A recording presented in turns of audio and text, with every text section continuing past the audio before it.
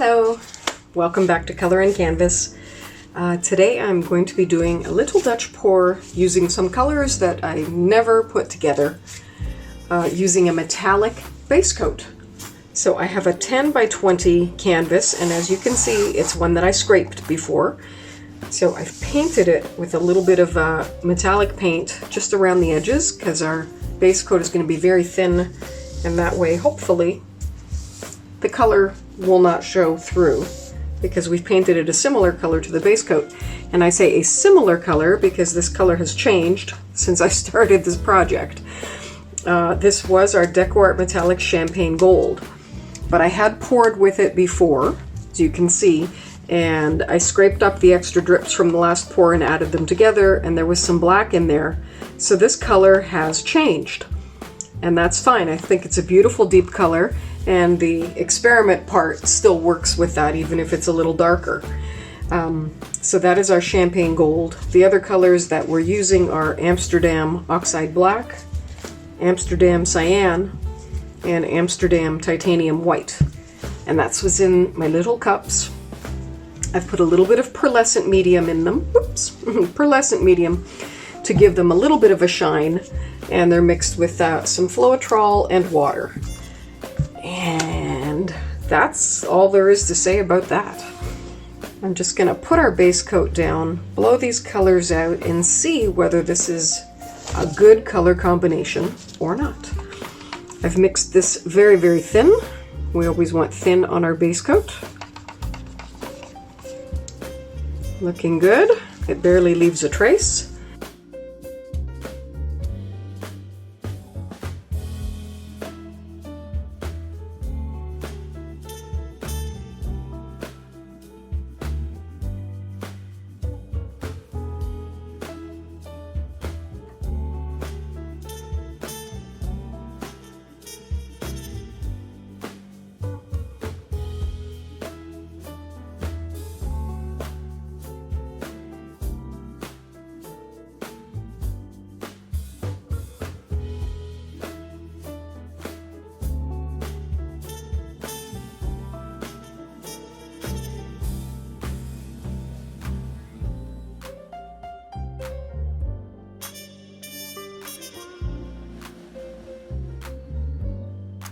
Well, here we go.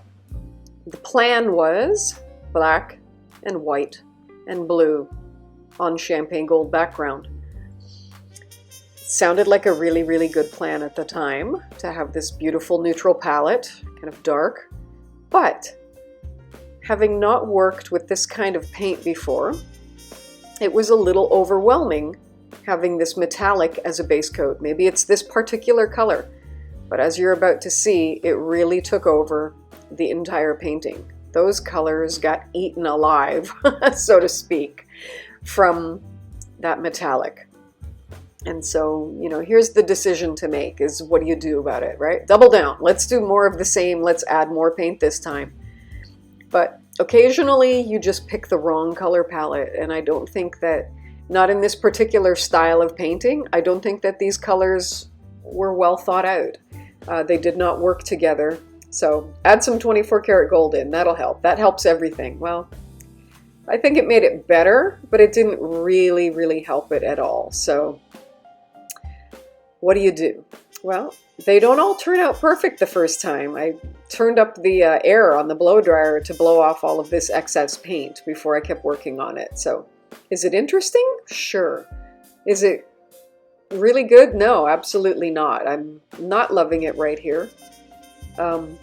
It did not turn out the way I wanted. So, what do you do? Well, all of this paint came off. I want to keep working on it a little bit because it was the last painting of the day.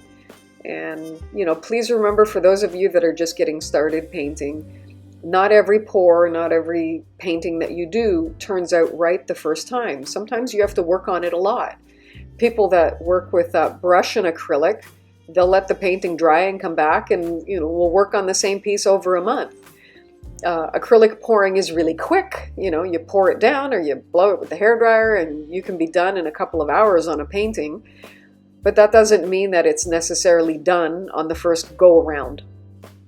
Some of the best paintings, you have to go over them several times with paint, and Does it seem wasteful? Sure, it may seem wasteful, but that is how your end result is going to appear.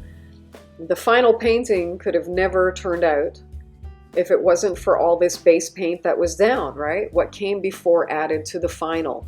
So rather than carrying on with what I was doing, because you can see this mud does not look good, I decided to take one last attempt, change our color palette completely, and go in with the colors that we had already mixed and didn't use. These were all our Amsterdam primaries, cyan, magenta, and yellow, and our Amsterdam white. The 24 karat gold was the deco art, and it worked a lot better adding more colors in, but having the original ones down were part of the overall look. So here we go, just add more color, take one last stab at it, and cross your fingers and hope for the best. And I'm really, really glad that I did, because it was worthwhile to work on it a little bit longer. So here we go. Get that hairdryer out, still on a really, really high air, because we're trying to blow around this muddy stuff too and get rid of it. So here we go. Ta-da! One more stab at it. And you can see adding those colors in made all the difference in the world. And blowing it on high made a big, big difference to moving that muddy paint over and letting some of the colors and some of the gold blend in and make those little channels. I went a little bit too close and actually dragged the hairdryer through the paint. But even that little mistake added to it, because the second little pass with the hairdryer here, and then all the work that's about to come, you know, that gave me the idea for blowing it downwards with the straw. And that was definitely worth it, adding all those tiny, tiny little details that the straw would bring in.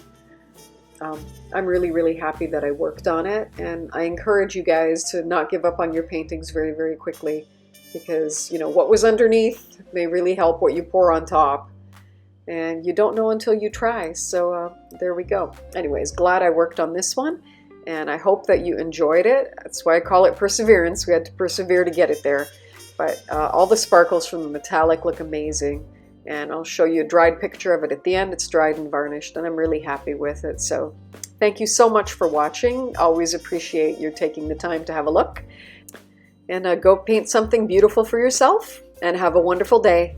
Bye-bye.